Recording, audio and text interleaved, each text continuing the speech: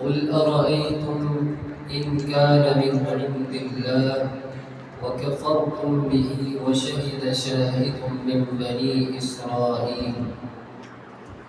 عزیزان گرامی، 26ویں پارے میں سورۃ الاحقاف کا آغاز ان لمحات کے اندر ہوتا ہے جب اللہ کے نبی صلی اللہ علیہ وسلم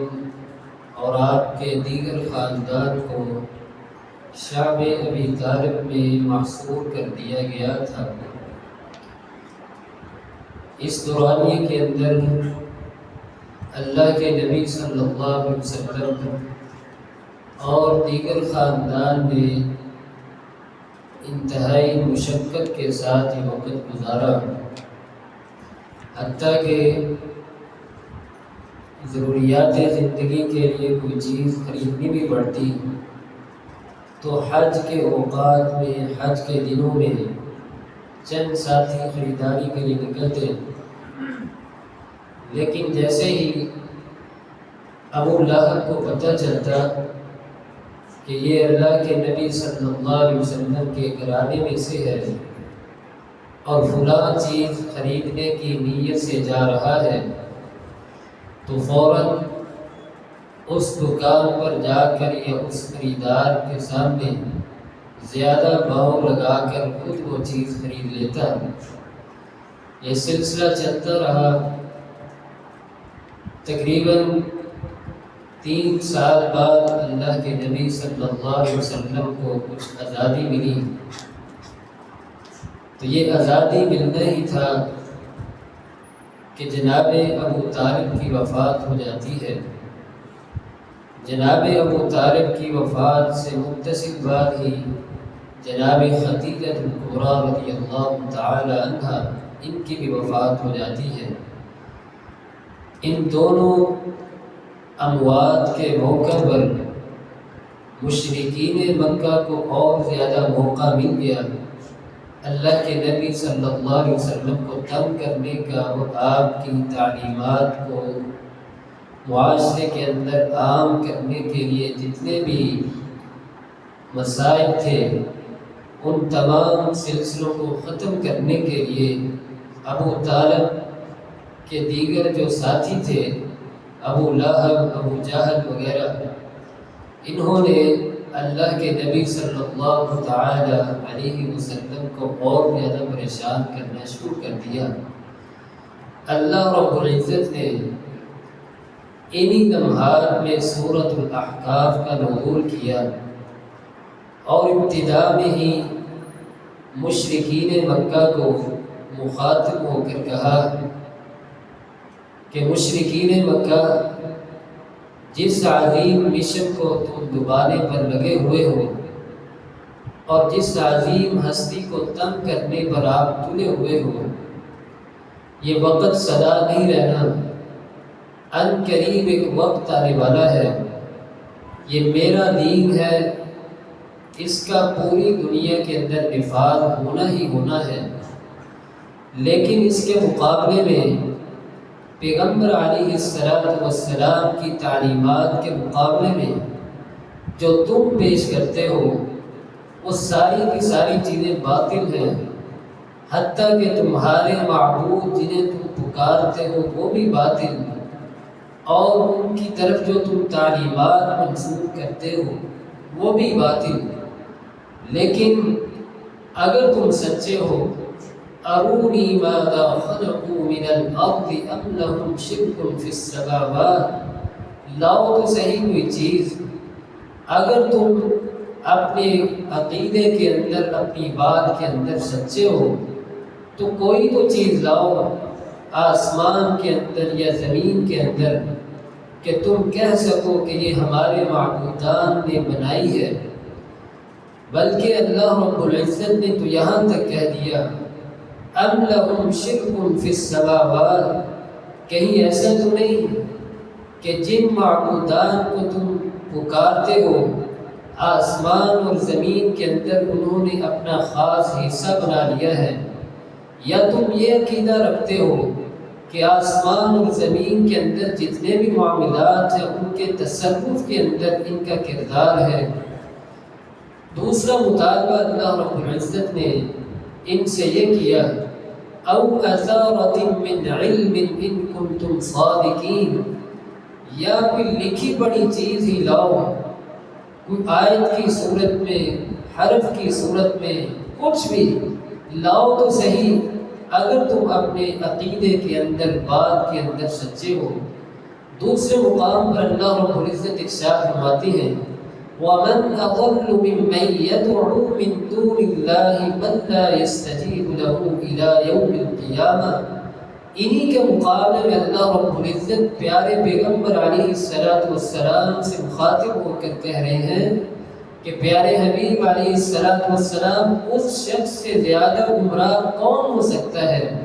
جس نے اللہ رب العزت کے علاوہ کسی اور کو معبود بنا لیا، اسی کے سامنے اپنی دعائیں، اپنی حاجات رکھتا ہے۔ من لا يستجیب له الى یوم القیامہ وهم عن دعائهم غافلون، اور یہ ان کے معبود ایسے ہیں نہ دنیا کے اندر ان کی کسی بات کا جواب دیتے ہیں اور نہ ہی آخرت کے اندر یہ ان کی کوئی مدد کر سکیں گے۔ وَإِذَا حُشِرَ النَّاسُ كَانُوا لَهُمْ أَعْدَاءً وَكَانُوا بِعِبَادَتِهِمْ كَافِرِينَ۔ اللہ رب العزت نے ساتھ یہ بھی کہہ دیا کہ مشرکین مکہ، دنیا کے اندر آپ جس کی عبادت کر رہے ہیں، کل جب قیامت کے دن تم سب کو جمع کیا جائے گا، اکٹھا کیا جائے گا، یہ جن کی تم عبادت کر رہے ہو یہ سارے کے سارے اس دن تمہاری ہر طرح کی عبادت کا انکار کر دیں گے اور قطعاً یہ کہیں گے کہ ہم نے انہیں اس بات پر آمادہ نہیں کیا تھا کہ ہماری عبادت کی جائے، ہمیں پوجا جائے اور ہمیں یہ اپنا حاجت روا تصور کیا جائے۔ اس سورہ مبارکہ کے اندر اللہ رب العزت نے عقیدہ توحید کے بعد والدین کے حوالے سے ایک آیت کریمہ کا نزول کیا، وَوَصَّيْنَا الْإِنسَانَ بِوَالِدَيْهِ إِحْسَانًا۔ اللہ رب العزت ارشاد فرماتے ہیں، میری عبادت کے بعد، عقیدہ توحید تسلیم کرنے کے بعد، سب سے عظیم ہستی معاشرے کے اندر رہتے ہوئے اگر آپ کو میسر آ جائے تو وہ والدین کی ہستی ہے۔ ان کے ساتھ نیکی کرنا، حسن سلوک کرنا، بھلائی کرنا، اس چیز کی میں خود بندوں کو نصیحت کر رہا ہوں۔ حملته امه کرہا ووضعته کرہا۔ والدین وہ عظیم ہستی ہے کہ جنہوں نے پیدائش کے مراحل سے بچے کو گزارا، مشقت اختیار کی، تکلیف اختیار کی، اس کے بعد اللہ رب العزت ارشاد فرماتے ہیں،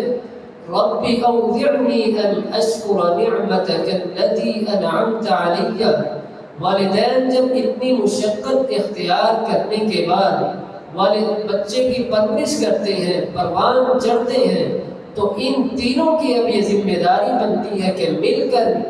میری مدد کے ذریعے میرا شکر ادا کریں اور مجھ سے مدد طلب کریں۔ ان اشکر نعمتک التی، کہ ہم سب مل کر اللہ رب العزت کی نعمتوں کا اور زیادہ شکر ادا کریں۔ وَأَنْ أَعْمَلَ صَالِحًا تَرْضَاهُ وَأَصْلِحْ لِي فِي ذُرِّيَّتِي۔ اور والدین کی یہ ذمہ داری بنتی ہے کہ جب بچے کی پیدائش ہو جائے اس کے بعد کثرت سے اللہ رب العزت سے دعا کرنی، اس نیت کے ساتھ وَأَصْلِحْ لِي فِي ذُرِّيَّتِي، کہ یا اللہ میری اولاد کے اندر خیر رکھ دے، بھلائی رکھ دے۔ اِنِّي تُبْتُ إِلَيْكَ وَإِنِّي مِنَ الْمُسْلِمِينَ، یا اللہ مجھے بھی اور میری آل اولاد جب فوت ہو جائے تو ان قریب انہیں ان لوگوں کے اندر شامل فرما دینا جو تیرے ہاں نیکوکار بندے شمار ہوتے ہیں۔ اللہ رب العزت نے اس سورہ مبارکہ کے اندر اہل ایمان کو اس بات کی طرف بھی ترغیب دلائی،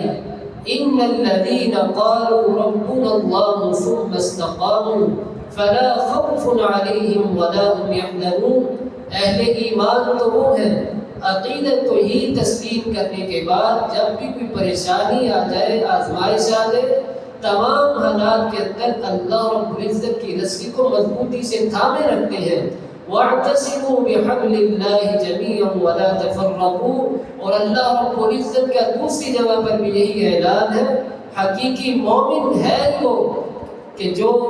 تفرقہ وادی اختیار نہیں کرتے بلکہ مجھ اللہ کو تسلیم کرتے ہوئے میری رسی کو مضبوطی سے تھام لیتے ہیں اور اسی پر ساری کی ساری زندگی گزار لیتے ہیں۔ اس سورہ مبارکہ کے بعد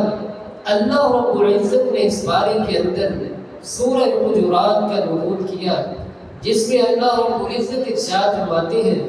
یا ایھا الذین آمنوا ان جاءکم فاسق بنبأ فتبینوا، اہل ایمان جب بھی آپ کے پاس کوئی فاسق خبر لے کر آئے، کوئی بات لے کر آئے، تمہارے کانوں کے اندر کسی بات کو پہنچا دے، فتبینوا ان تصیبوا، اہل ایمان عقیدہ توحید کا تقاضا یہ ہے، پیغمبر علیہ السلام کی تعلیمات کا تقاضا یہ ہے کہ جب بھی کوئی بات آپ تک پہنچے فتبینوا ان تصیبوا، تو اچھی طرح اس بات کی تحقیق کر لو، ان تصیبوا قوما بجہالہ، یہ نہ ہو اس خبر کی بنیاد پر آپ اگلا کوئی قدم اٹھا لیں لیکن بعد میں آپ کو پتہ چلے کہ بات ایسی تھی ہی نہیں، ان تصیبوا قوما بجہالۃ فتصبحوا علی ما فعلتم نادمین، بعد میں ایسا نہ ہو کہ تمہیں پریشانی کا سامنا کرنا پڑے، نقصان کا سامنا کرنا پڑے۔ تو اس سے قبل آپ نے یہ کرنا ہے کہ جب بھی کوئی بات ملے کسی کے بارے میں، اچھی ہو یا بری ہو، اس کی تحقیق کریں اچھے انداز میں۔ اور دوسری چیز اللہ رب العزت اس سورہ مبارکہ کے اندر کہتے ہیں، وَإِن طَائِفَتَانِ مِنَ الْمُؤْمِنِينَ اقْتَتَلُوا فَأَصْلِحُوا بَيْنَهُمَا، جب بھی کسی دو افراد کے درمیان جھگڑا ہو جائے، لڑائی ہو جائے، بد کلامی ہو جائے، اہل ایمان کی ذمہ داری بنتی ہے فَأَصْلِحُوا بَيْنَهُمَا، تو ان دونوں کے درمیان صلح کروائیں۔ ان کی جو دشمنی ہے، پریشانی ہے، بغض ہے، عداوت ہے، مومن ہوتا ہی وہ ہے کہ جب اسے پتہ چل جائے کہ میرے تو مسلمان بھائی جاننے والے یا نہ جاننے والے ہوں آپس میں ناراض ہیں، درمیان میں مصالحت کا کردار ادا کرتے ہوئے ان کی صلح کروا لیتا ہے۔ آقا علیہ السلام کی احادیث کے مطابق جو بندہ مومن کسی کی صلح کروا لیتا ہے اور اس دوران کے اندر اگر جھوٹ بھی بول لیتا ہے تو اس جھوٹ پر بھی انسان کو کوئی سزا نہیں، بلکہ اللہ رب العزت کی بارگاہ میں ان دونوں کا مل جانا، ان دونوں کا صلح آپس میں کر لینا باعث اجر ہے اور باعث رحمت ہے۔ تیسرا قاعدہ اللہ رب العزت نے اس سورہ مبارکہ کے اندر اہل ایمان کو یہ دیا، یا ایھا الذین آمنوا لا یسخر قوم من قوم، اہل ایمان کوئی بھی قوم کسی بھی قوم کا مذاق نہ اڑائے، عسیٰ ان یکونوا خیرا منہم، ممکن ہے آج دنیا کے اندر جس کا تم مذاق اڑا رہے ہو وہ اللہ رب العزت کی نگاہ میں تم سے بہتر آج دنیا میں بھی ہو سکتا ہے، کل قیامت کے دن بھی تم سے بہتر ہو سکتا ہے۔ وَلَا نِسَاءٌ مِّن نِسَاءٍ، اور خواتین کو خصوصاً الگ پیغام دیا گیا کہ آپ نے بھی کسی کا مذاق نہیں اڑانا، عَسَىٰ أَن يَكُنَّ خَيْرًا مِّنْهُنَّ، ممکن ہے جس کا تم آج دنیا کے اندر مذاق اڑا رہی ہو دنیا کے اندر بھی تم سے بہتر ہو، اعمال کے اعتبار سے، نیکی کے اعتبار سے، تقویٰ کے اعتبار سے، اور کل قیامت کے دن اللہ رب العزت کی نگاہ میں بھی تم سے بہتر ہو سکتی ہے۔ ان دونوں آیات کے اندر اہل ایمان کو خصوصی یہ پیغام دیا جا رہا ہے، آپس میں طنز مذاق پریشان کرنا بالکل مناسب نہیں اور مومن کا شیوا بھی نہیں۔ وَلَا تَلْمِزُوا أَنفُسَكُمْ وَلَا تَنَابَزُوا بِالْأَلْقَابِ، اور آپس سے برے لقب رکھنا اور اس کے ذریعے کسی کو پکارنا اللہ رب العزت نے اس سے بھی منع کر دیا ہے۔ وَمَن لَّمْ يَتُبْ فَأُولَٰئِكَ هُمُ الظَّالِمُونَ، ان تینوں کاموں سے اگر انسان توبہ نہیں کرتا، زندگی کے اندر کرتا رہا اور بعد میں اگر توبہ کر لیتا ہے اللہ رب العزت ارشاد فرماتے ہیں معافی ہو جائے گی، لیکن ان کاموں کے کرنے کے باوجود توبہ بھی نہیں کرتا فَأُولَٰئِكَ هُمُ الظَّالِمُونَ۔ اللہ رب العزت ارشاد فرماتے ہیں یہی لوگ ہیں جو خود بھی اپنے آپ پر بھی ظلم کر رہے ہیں اور دوسروں پر بھی ظلم کر رہے ہیں۔ چوتھا قاعدہ اللہ رب العزت نے سورہ مبارکہ کے اندر اہل ایمان کو دیا، یا ایھا الناس انا خلقناکم من ذکر وانثی وجعلناکم شعوبا وقبائل لتعارفوا۔ اے انسانوں، ہم نے تمہیں پیدا کیا اور اس کا یہ مقصد نہیں کہ تم آپس میں اس قدر بٹ جاؤ اور ذہنی تفکرات اس قدر بکھیر لو، ایک دوسرے سے ملنا، اس کے پاس بیٹھنا، اس قدر آپ ایک دوسرے سے جدا ہو جائے، نہیں، یہ قبائلی سسٹم بنانے کا مقصد یہ ہے لِتَعَارَفُوا بَيْنَهُمْ، تاکہ تم آپس میں اچھے طریقے سے ایک دوسرے کی پہچان کر سکو، ایک دوسرے کے ساتھ آپ کا جو اٹھنا بیٹھنا ہے،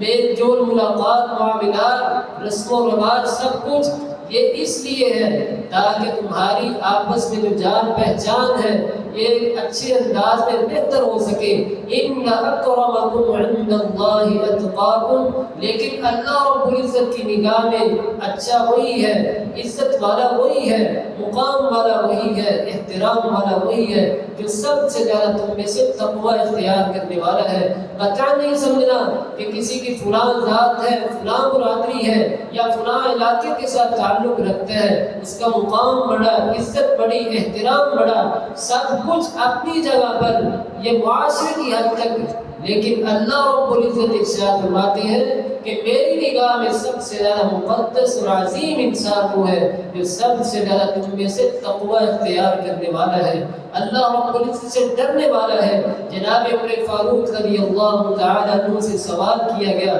کہ عمر فاروق بتلائیے تو صحیح تقوی کہتے کسے ہیں؟ جناب ابی بن کعب رضی اللہ تعالیٰ عنہ سوال کرنے والے ہیں، جناب عمر فاروق رضی اللہ تعالیٰ عنہ ارشاد فرماتے ہیں میرے پیارے ساتھی، کبھی ایسا ہوا کہ آپ کو کسی ایسے راستے سے گزرنا پڑے کہ جس کے دائیں بھی بائیں درمیان ہر طرف جھاڑیاں ہی جھاڑیاں، لیکن آپ کا اس راستے سے گزرنا بھی ضروری ہے، کس طرح گزرو گے؟ جناب ابی بن کعب رضی اللہ تعالی عنہ ارشاد فرماتے ہیں کہ پیارے عمر فاروق رضی اللہ تعالی عنہ راستے سے گزرنا بھی ضروری ہو اور راستے کے اندر جھاڑیاں بھی اس قدر سخت ہوں تو کس طرح گزروں گا؟ یہی طریقہ اختیار کروں گا کہ اپنے بدن کو اور اپنے کپڑوں کو سنبھالوں گا آہستہ آہستہ سے اور ہر طرف سے اپنے آپ کو بچا کر اس راستے سے گزرنے کی کوشش کروں گا۔ جناب عمر فاروق رضی اللہ تعالیٰ عنہ ارشاد فرماتے ہیں کہ یہی تقویٰ ہے کہ انسان زندگی گزارتے ہوئے چھوٹے چھوٹے گناہوں سے، بڑے بڑے گناہوں سے اس قدر بچے جس طرح راستہ گزارتے ہوئے اپنے آپ کے، اپنے کپڑوں کو، اپنے وجود کو کانٹوں سے بچاتا ہے، اسی طرح زندگی گزارتے ہوئے انسان چھوٹے گناہوں سے، بڑے گناہوں سے اپنے آپ کو بچاتا رہے، احتیاط کرتا رہے، تو یہی تقویٰ ہے اور یہی تقویٰ اللہ رب العزت کو مطلوب ہے۔ اللہ رب العزت سے دعا ہے کہ اللہ تعالیٰ مجھے اور آپ کو حقیقی معنوں میں تقویٰ نصیب فرمائے۔ وآخر دعوانا الحمدللہ۔